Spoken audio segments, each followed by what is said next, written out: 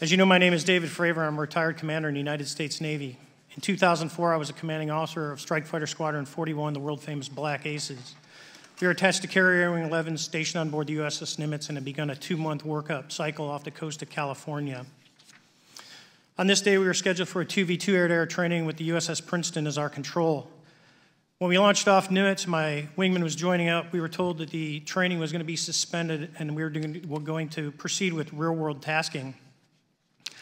As we proceeded to the west, the air controller was counting down the range to an object that we were going to, and we were unaware of what we were going to see when we arrived.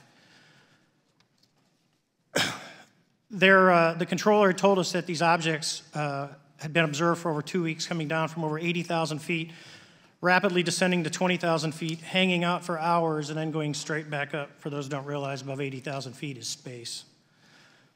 We arrived at the location at approximately 20,000 feet, and the controller called merge plot, which means that our radar blip was now in the same resolution cell as the contact. As we looked around, we noticed that we saw some whitewater off our right side. It's important to note that the weather on this day was as close to perfect as you could ask for off the coast of San Diego. Clear skies, light winds, calm seas, no whitecaps from waves. So the whitewater stood out in a large blue ocean.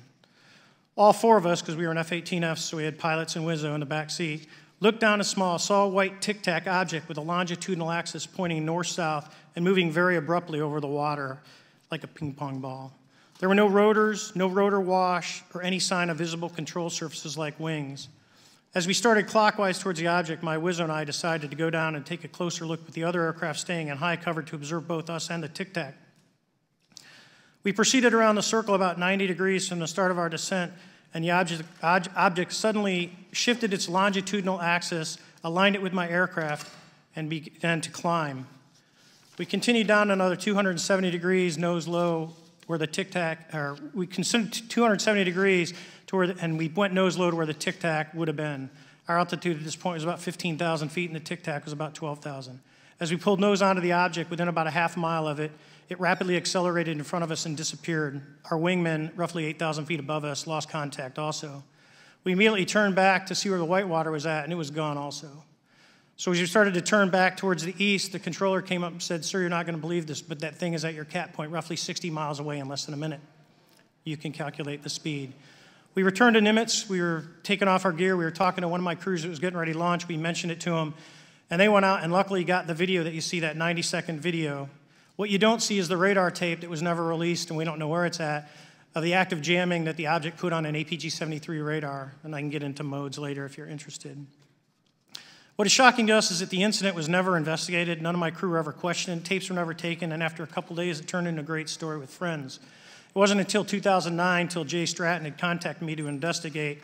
Unbeknownst to all, he was part of the ATIP program in the Pentagon led by Lou Elizondo.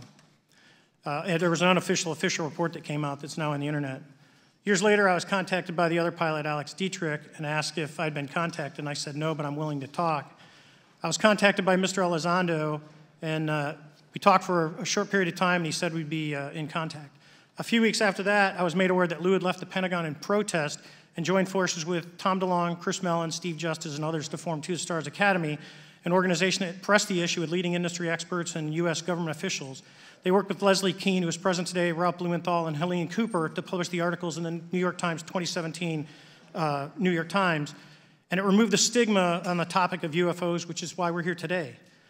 Those articles open the door for the government and public that cannot be closed. It has led to an interest from our elected officials who are not focused on little green men, but figuring out where these craft are, where they're from, the technology they possess, how do they operate. It also led to the Whistleblower Protection Act and the NDAA. There are multiple witnesses coming forward to say that have firsthand knowledge, and Mr. Grush just covered that. What concerns me is that there's no oversight from our elected officials on anything associated with our government processing or working on craft. Believe it not from this world. This issue is not a full public disclosure that can undermine national security, but it is about ensuring that our system of checks and balances works across all work done in the government using taxpayer funds. Relative to government programs, even unacknowledged WAVE programs have some level of oversight by the appropriate committee members in the House and Senate. and this work that is said to be occurring from whistleblower testimonies should not be exempt. In closing, I would like to say that the Tic-Tac object we engaged in 2004 was far superior to anything that we had on time, have today, or are looking to develop in the next 10 years. If we in fact have programs that possess this technology, it needs to have oversight from those people that the citizens of this great country elected in office to represent what is best for the United States and best for the citizens. I thank you for your time. Thank you very much.